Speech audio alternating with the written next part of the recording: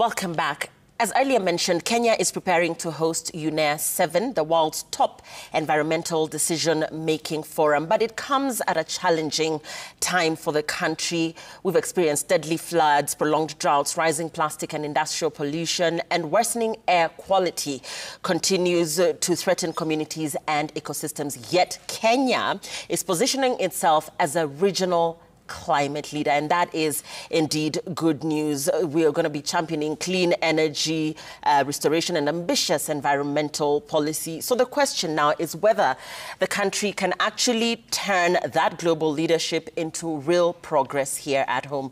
With me in studio to discuss Kenya's priorities ahead of UNEA-7 is an Environment Cabinet Secretary, Deborah Barasa. Good evening. Good evening, and thank you for having me. Thanks for joining us ahead of UNEA. Of course, this is a very huge moment for the country as regards environment matters.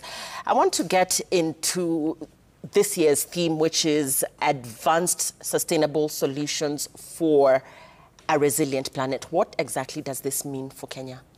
Yes, first of all, we are really excited. We are really privileged, Lillian, to have this in our country.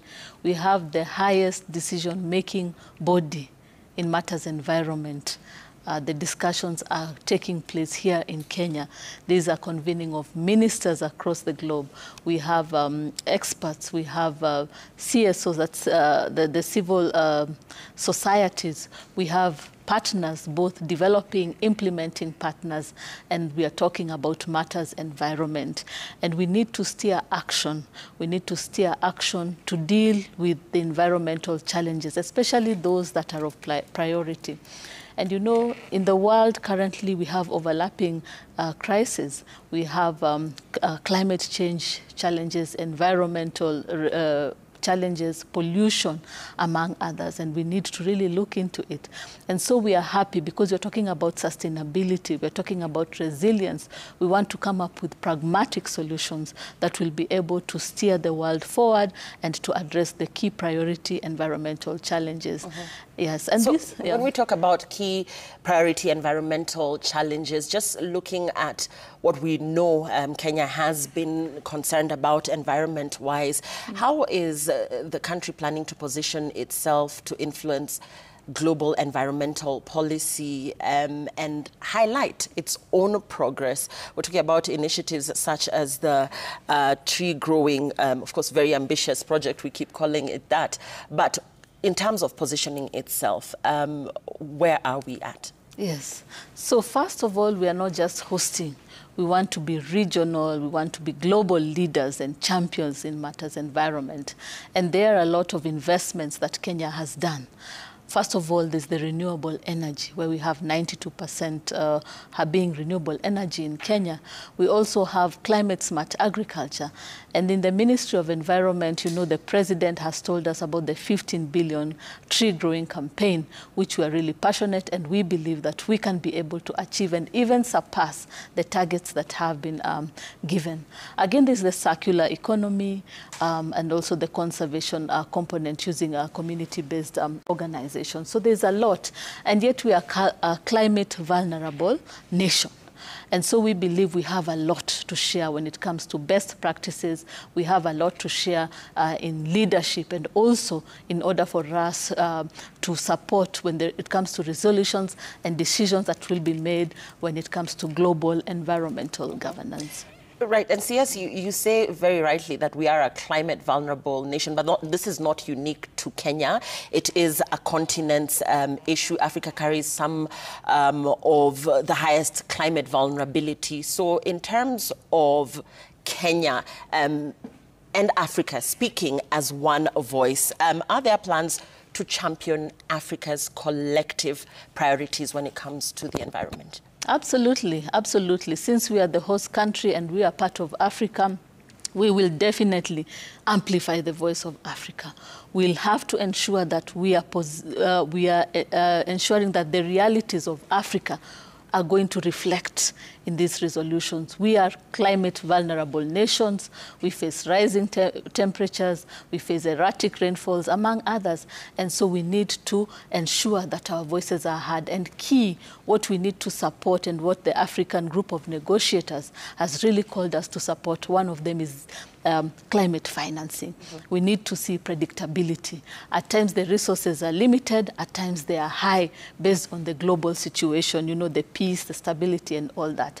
And so we are calling countries to accountability, to responsibility, to transparency, to ensure that the resources are reaching the country and they're reaching the last mile. And we are also documenting outcomes and giving reports on the same. Equally, we want to, as Africa, we want to look at adaptation funds. We are happy to report that in the decisions that were made in COP30, we are tripling the adaptation funds. Africa led in the negotiations, Kenya led again in the negotiations. I was representing climate finance for the Global South, and we had our Global North counterpart, and we are happy to report that they are going to triple the adaptation funds, and we are going to receive funds for loss and damage. Right. You can see in Kenya what's happening with the rising lake, like Naivasha. We have what happened in Elgeyo Marakwet, the landslides and the floods that occurred in Amanjalala, among others.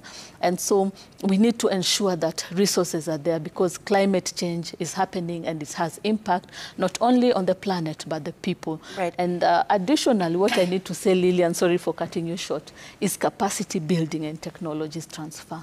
It's not all about bringing technologies to the Global South or Africa. We want also to have that technology transfer, because we need people to be empowered, we need jobs created, and we need our economies boosted through this. Right. I'll take you back to what you're speaking about as regards climate financing. And, you know, we just want to get into the outcomes Kenya wants to see at UNEA-7. When we talk about climate financing, you know, and of course looking at major national initiatives, again, like the 15 billion tree program, do these efforts in any way strengthen the country's negotiating stance and the outcomes, again, that Kenya wants to see at UNEA-7? And, you know, when we talk about pledges and financing, the follow-up as well, and concerns around whether these big delegations and these huge global arenas actually materialize into something that will benefit the country as regards the environment. That's a brilliant question, Lillian. And for us, we have pragmatic solutions. We are authentic. We are coming up with the real solutions. When you look at the 15 billion tree growing, it's really aligned to the bottom-up economic transformation agenda. And that is how we approached it.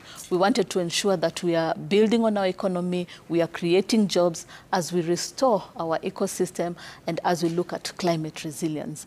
And so for the 15 billion, what we did, we had the regulatory frameworks ready. We came up with strategic documents that include the agroforestry, commercial forestry, RED+, among others, all these that were plugging into boosting our economy and as well as creating jobs. But then we went on the ground and looked at the operations, the operational plan. For the operational plan, what we've done is increase seed production, and now we're moving to seedling production. And by the help of His Excellency, the President, will have more than 317 tree nurseries all across the country that should be able to produce 1.5 billion seedlings, of which we'll go ahead and plant. And we believe that we'll be able to achieve this because it's all about community ownership, rallying a call and creating a culture among Kenyans to ensure that we are growing and planting trees. And we know a lot is on the table at UNEA-CS, but what is Kenya keen on sponsoring? What are the key resolutions that Kenya is very key on? And, you know, we've had talk around closing the emissions gap, the Global Plastics Treaty, nature-based solutions, chemicals and pollution governance. But what gaps is Kenya hoping to bridge at UNEA, and what are our priorities in terms of the resolutions that are being sponsored by Kenya? So the priority resolutions, one of them is the antimicrobial resistance. These are bacteria that are resistant to antibiotics or antimicrobial treatment. Now, what has happened is the human part, the health part, has been addressed a lot exhaustively, as well as the animal health, but the environment has not been addressed as we would have hoped to. And so we want to look at a resolution that will address antimicrobial resistance when it comes to environment, so environmental surveillance laboratory, among others. Why is that so? Because AMR, or antimicrobial resistance, is a growing global pandemic. It's a global threat. It's ubiquitous. It's within our environment. We have infections across the globe that are occurring, you know, sporadic, one coming out after the other. And so we need to see how we can control and even eradicate AMR. And so this is a resolution that will feed into the One Health approach when it comes to AMR. Mm-hmm. Another one we hope to look at is artificial intelligence.